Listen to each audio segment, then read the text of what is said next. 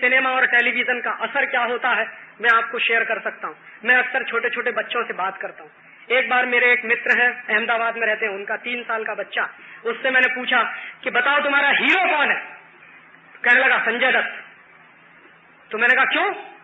महात्मा गांधी नहीं है कि नहीं है? भगत सिंह नहीं है कि नहीं है? चंद्रशेखर नहीं है कि नहीं है? स्वामी विवेकानंद नहीं है? नहीं है। इनमें से कोई मेरा हीरो नहीं है, मेरा हीरो है संजय दत्त। मैंने कहा क्यों है तुम्हारा हीरो संजय दत्त? कहने लगा राजीव अंकल, वो 25 मंजिल की इमारत से जब कूदता तो उसको कभी चोट नहीं आती, उसके कपड़े भी नहीं फटते कभी। और वो जो संजय दत्त नाम का आदमी है, जब मोटरसाइकिल लेके चलता है तो दीवार तोड़ के निकल जाता। मोटरसाइकिल नहीं टूटती, संजय दत्त का सिर नहीं टूटता, दीवार टूट जाती।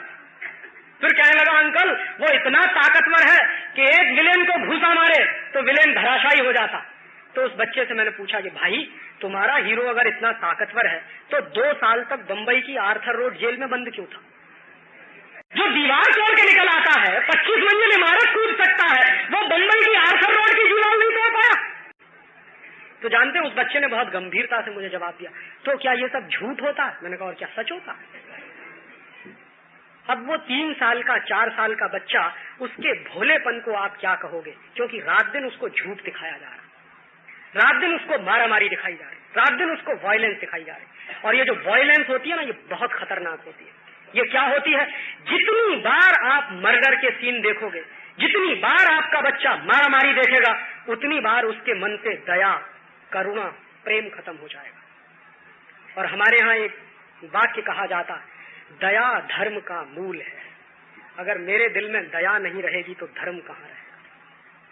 और इसलिए मैं कहता हूं कि ये वायलेंस बहुत खतरनाक है जो दिखाई जा रही है, और ये जानबूझकर दिखाई जा रही है। ऐसा नहीं है कि उनके पास अच्छे कार्यक्रम नहीं, अच्छे कार्यक्रम बनाने वाले भी लोग हैं और अच्छे कार्यक्रम दिखाने वाले भी लोग हैं, लेकिन जानबूझकर वो 2 ही चीजें दिखाएंगे, या तो सेक्स की वल्गैरिटी या वायलेंस और मारामारी। और ये वायलेंस और मारामारी हजारों बार देखते देखते देखते देखते हम इतने संवेदना शून्य हो गए हैं कि 1984 में जब 10,000 लोग भोपाल में मर गए तो किसी की आंखों से आंसू नहीं निकले इस देश में। इतने संवेदना शून्य हम हो गए।